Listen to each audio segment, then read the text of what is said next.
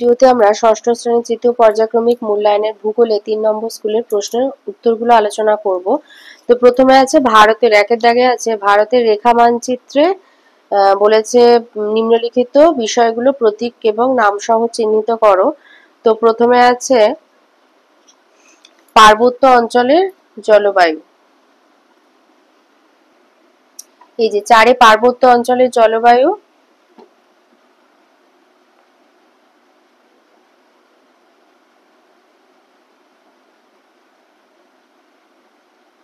চার হচ্ছে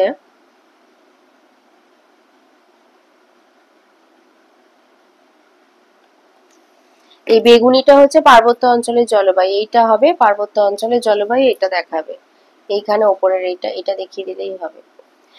তারপরে 2 দিয়েছে মরু অঞ্চলের মৃত্তিকা,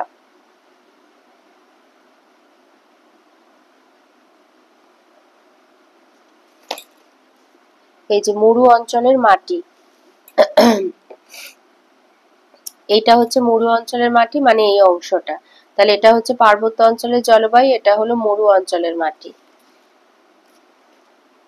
পার্বত্য অঞ্চলের জলবায়ু এখানে এখানেও আছে, তাহলে পার্বত্য অঞ্চলের জলবায়ু এখানে এখানে এটা দেখাবে, আর এটা হচ্ছে মরু অঞ্চলের মাটি। তারপরে 3 আছে উপকূলীয় ম্যানগ্রোভ অরণ্য, এই যে ম্যানগ্রোভ অরণ্য, এইটা উপকূলীয় ম্যানগ্রোভ অরণ্য, এইটা দেখাবে। আর দিয়েছে গোদাবরী নদী,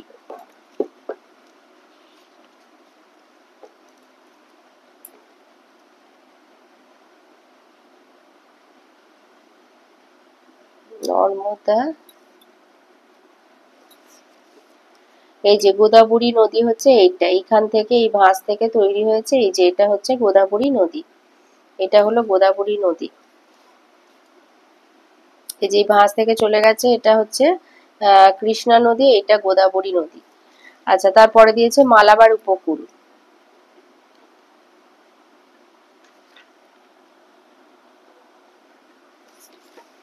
এইটা হচ্ছে মালাবার উপকূল, তাহলে এটা হলো মালাবার উপকূল, এখান থেকে গোদাবরী নদী করে দেবে, এটা মরু অঞ্চলের মাটি, আর এটা হচ্ছে এখানে এইটুখানি হলো পার্বত্য অঞ্চলের জলবায়ু, এই যে বেগুনিটা, এই বেগুনিগুলো পার্বত্য অঞ্চলের জলবায়ু, এটা মরু মাটি, এখানে হচ্ছে মালাবার উপকূল, আর এইখানের এই ভাঁজ থেকে এখান থেকে গোদাবরী নদী করে দেবে।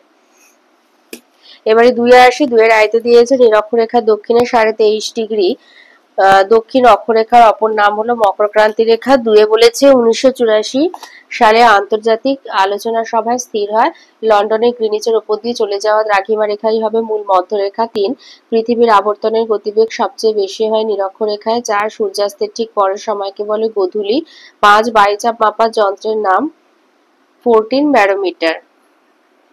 হাইগ্রোমিটার দিয়ে আর্দ্রতা মাপা হয়। বাত পতাকা বাতাসের দিক নির্ণয় করে। আর অ্যানিমোমিটার হচ্ছে বায়ুর গতিবেগ মাপা হয় অ্যানিমোমিটার দিয়ে। 6 বলেছে কোন স্থানে 30 থেকে 35 বছরের আবহাওয়ার গড় অবস্থা হচ্ছে ওই অঞ্চলের জলবায়ু। 7 22 এপ্রিল ধরিত্রী দিবস পালন করা হয়। 8 বলেছে জাপানের ফুকুশিমায় পারমাণবিক শক্তি বিস্ফোরণ হয়েছিল 2011। 9 শব্দ দূষণ কমাতে সহায়ক নয় বাজার। 10 কারাকোরাম হলো পর্বতশ্রেণী। 11 পদ্মা যমুনার মিলিত প্রবাহের নাম মেঘনা। 12 বানিহাল একটি গিরিপথ। 13 দাক্ষিণাত্য মালভূমির উচ্চতম পর্বতশৃঙ্গের নাম আনাইমুদি। 14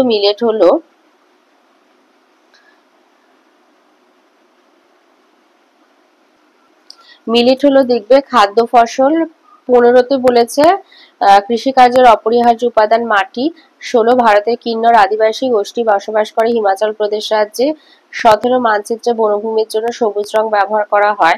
18 ভূপ্রকৃতির নদ নদী দেখানো হয় প্রাকৃতিক মানচিত্রে। 19 ল্যাটেরাইট মাটির ফসল হলো চীনাবাদাম। 3 আছে শূন্যস্থান পূরণ করো। 3 রায় ভারতের 82 ডিগ্রি 30 মিনিট পূর্ব দ্রাঘিমা স্থানীয় সময় হচ্ছে ভারতের প্রমাণ সময়। 2 হচ্ছে বৃষ্টিপাতের পরিমাপ মাপার যন্ত্রের নাম রেন গজ। 3 হচ্ছে মালাবার উপকূলের উপহ্রদগুলিকে কয়াল বলে। 4 দিয়েছে স্তম্ভ মেলানো, নীলগিরি হবে টোডা। 2 কাজিরাঙা হবে জাতীয় উদ্যান। অ্যাটলাস হবে মানচিত্রের বই। 5 শুদ্ধ অশুদ্ধ বলতে বলেছে আয়তে আকাশের মেঘ পরিমাণের পরিমাপই হচ্ছে মেঘাচ্ছন্নতা শুদ্ধ। 2 ভারত একটি কৃষি প্রধান দেশ শুদ্ধ। 3 সাইরেন শব্দের তীব্রতা 120 ডেসিবেল অশুদ্ধ 130। ছয় আছে এক কথায় উত্তর। আয়তে পৃথিবী সূর্যের চারিপাশে যে পথে ঘুরে তার নাম কক্ষপথ। দুই একটি অপ্রচলিত শক্তির নাম বায়ু শক্তি। আর তিন গঙ্গোত্রী হিমবাহ থেকে গঙ্গা নদী উৎপত্তি লাভ করেছে। সাতের আয়তে দিয়েছে অক্ষরেখা বলতে কি বোঝো? লিখবে পৃথিবীতে নিরক্ষরেখার উভয় দিকে সমান অক্ষাংশ বিশিষ্ট স্থানগুলিকে পূর্ব পশ্চিমে বেষ্টিত যে বৃত্তাকার কাল্পনিক রেখা দ্বারা সংযুক্ত করা হয় তাদের অক্ষরেখা বলে। এই পর্যন্ত। দুয়ে দিয়েছে শব্দ দূষণের ফলে সৃষ্ট চারটি রোগের নাম লেখো। শব্দ দূষণের ফলে সৃষ্ট চারটি রোগ হচ্ছে বধিরতা বা কম শুনতে পাওয়া, দুই অনিদ্রা বা ঘুম না হওয়া, তিন মাথার যন্ত্রণা, চার উচ্চ রক্তচাপ। তিনেতে দিয়েছে গিরিপথ বলতে কি বোঝো?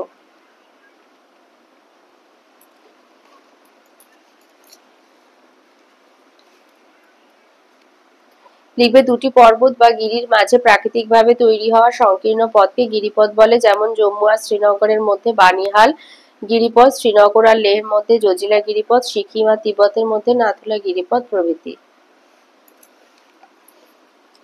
চারেতে দিয়েছে ভারতের দ্বিতীয় বৃহত্তম আদিবাসী গোষ্ঠীর নাম কি? ভিল। বর্তমানে এদের প্রধান জীবিকা কৃষিকাজ। আটে আসি। আটের আয়তে দিয়েছে দ্রাঘিমা রেখার বৈশিষ্ট্যগুলি লেখো। দ্রাঘিমা রেখার বৈশিষ্ট্য এক হচ্ছে বিস্তারের দিক। দ্রাঘিমা রেখা উত্তর দক্ষিণে বিস্তৃত। দুই আকার, প্রতিটা দ্রাঘিমা রেখায় অর্ধ বৃত্তাকার। তিন পারস্পরিক সম্পর্ক, দ্রাঘিমা রেখাগুলো পরস্পর সমান্তরাল নয়।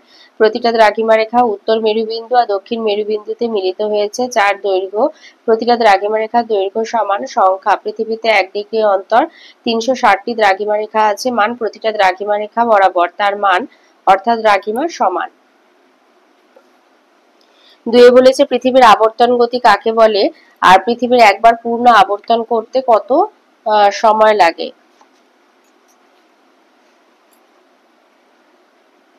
এই যে পৃথিবীর আবর্তন গতি কাকে বলে? পৃথিবী তার আপন অক্ষ বা মেরুদণ্ডের চারিদিকে পশ্চিম থেকে পূর্বে লাট্টুর মতো অবিরাম পাক খাচ্ছে, একে পৃথিবীর আবর্তন গতি বলে। আর পৃথিবীর একবার আবর্তন করতে সময় লাগে 23 ঘন্টা 56 মিনিট 4 সেকেন্ড।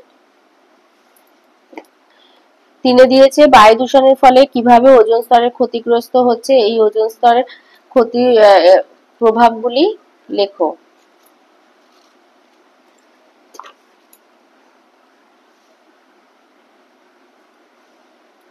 লিখবে বায়ু দূষণের ফলে ওজোন স্তরের ক্ষতি এক, রেফ্রিজারেটর, বাতানুকূল যন্ত্র বা এসি, সুগন্ধি স্প্রে থেকে নির্গত ক্লোরোফ্লুরোকার্বন প্রধান ওজোন ধ্বংসকারী গ্যাস। একটি সিএফসি কণা 1 লক্ষেরও বেশি ওজোন কণাকে ধ্বংস করতে পারে। দুই হচ্ছে শিল্প কারখানা চিমনি থেকে নির্গত ভাসমান সালফেট কণা ওজোন স্তরকে ক্ষতিগ্রস্ত করছে। তিন শব্দের চেয়ে দ্রুত বিমান বা সুপারসনিক জেট, পারমাণবিক বোমা বিস্ফোরণ এসব থেকে নির্গত নাইট্রোজেন অক্সাইড ওজোন স্তরের ক্ষতি করছে। প্রভাব হচ্ছে ওজোন স্তরে ক্ষতিগ্রস্ত হওয়ার সূর্যের ক্ষতিকর অতিবেগুনি রশ্মি পৃথিবীতে এসে পৌঁছচ্ছে। এর ফলে এক, মানুষের ত্বকের ক্যান্সার বৃদ্ধি পাচ্ছে। দুই, চোখের অসুখ যেমন ছানি পড়া বেড়ে যাচ্ছে। তিন, মানুষের রোগ প্রতিরোধ ক্ষমতার হ্রাস পাচ্ছে। চার, গাছের পাতার ক্লোরোফিল নষ্ট হয়ে শস্য উৎপাদন কমে যাচ্ছে। পাঁচ, বহু উদ্ভিদ ও প্রাণীর পৃথিবী থেকে বিলুপ্ত হওয়ার পরিস্থিতি তৈরি হচ্ছে।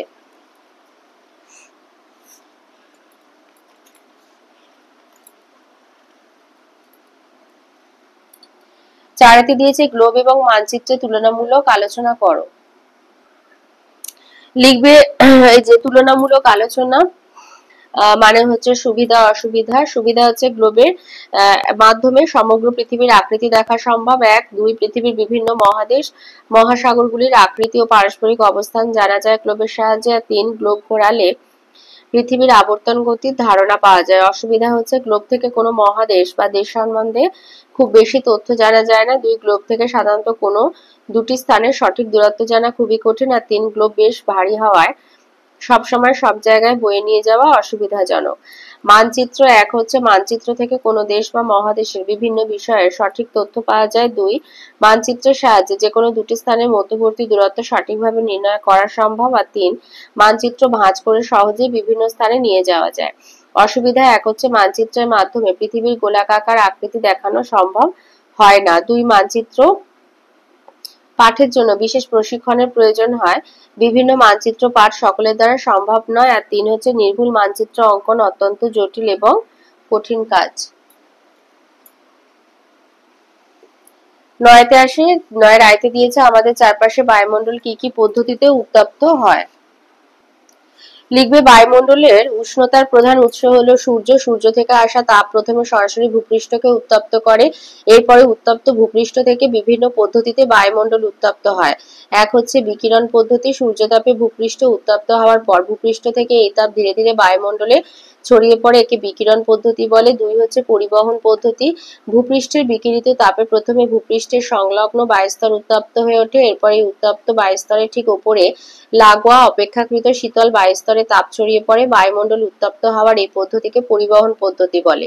পরিচলন পদ্ধতি। উত্তপ্ত ভূপৃষ্ঠের তাপে ভূপৃষ্ঠের সংলগ্ন বায়ু প্রথমে উত্তপ্ত হয়।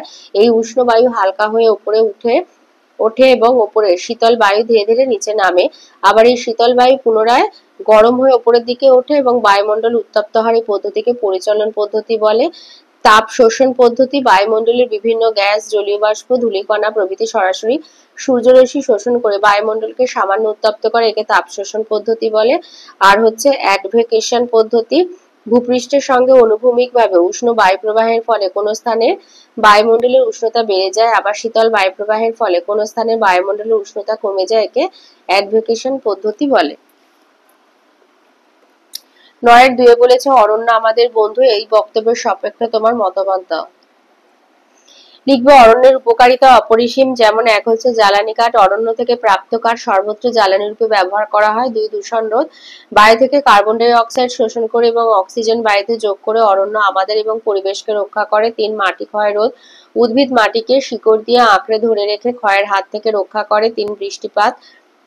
4 বৃষ্টিপাত। অরণ্য বাষ্পমোচনের সাহায্যে বাতাসে জলীয় বাষ্প দিয়ে বৃষ্টিপাত ঘটাতে সাহায্য করে এবং খরা নিয়ন্ত্রণ করে। 5 বন্যা নিয়ন্ত্রণ। মৃত্তিকা ক্ষয় কম হলে নদীতে মাটির সঞ্চয় কম হয়, ফলে নদী গভীর থাকে, বন্যার প্রকোপ হ্রাস পায়। 6 উপজাত দ্রব্য। মধু, মোম, গঁদ, রজন, আঠা, ধুনো, রবার প্রভৃতি নানা উপজাত দ্রব্য পাওয়া যায়। 7 হচ্ছে বাস্তুতন্ত্রে ভারসাম্য বজায় রাখে। নানা কীটপতঙ্গ আর বন্যপ্রাণীর আবাসস্থল এই অরণ্য, তাদের মধ্যে পারস্পরিক সম্পর্ক বজায় রাখতে সাহায্য করে। 8 হচ্ছে শিল্প। কাষ্ঠ শিল্প কাগজ শিল্পে কাঠ সরবরাহ করে।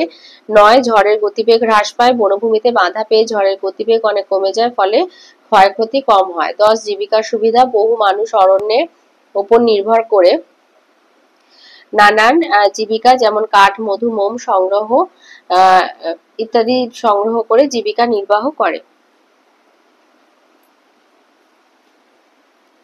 3 দিয়েছে গম চাষের জন্য কি ধরনের জলবায়ুর মৃত্তিকার প্রয়োজন হয় তা লেখো। আর 4টি গম উৎপাদক রাজ্যের নাম লেখো। আচ্ছা, গম চাষের জন্য আমাদের যেটা বলেছে জলবায়ু। জলবায়ু মানে হচ্ছে উষ্ণতা, বৃষ্টিপাত, তুষারপাত এইগুলো, আর মাটি। তাহলে জলবায়ুর মধ্যে এগুলো 3টে কিন্তু সবই বলবে। 1 হচ্ছে উষ্ণতা। গম চাষের জন্য 15 থেকে 20 ডিগ্রি সেলসিয়াস উষ্ণতার প্রয়োজন হয়, তবে গম পাকার সময় প্রচুর সূর্যালোকের প্রয়োজন। 2 হচ্ছে বৃষ্টিপাত। গম চাষের জন্য 50 থেকে 100 সেমি বৃষ্টিপাত আদর্শ। তুষার গমের ক্ষতি করে, তাই গম চাষের জন্য তুষার মুক্ত দিন প্রায় 110 দিন প্রয়োজন। আর মাটি হচ্ছে চুনযুক্ত উর্বর দোআঁশ মাটিতে গম চাষ ভালো হয়। আর বলেছে যে 4টি গম উৎপাদক রাজ্যের নাম লেখো। গম উৎপাদক রাজ্য তোমাদের বইয়ের ভূগোল বইয়ের 95 পাতায় আছে, যে উত্তরপ্রদেশ, হরিয়ানা, বিহার, পাঞ্জাব, ওড়িশা, রাজস্থান, মহারাষ্ট্র, জম্মু এবং কাশ্মীর। এখান থেকে 4টে লিখে দেবে।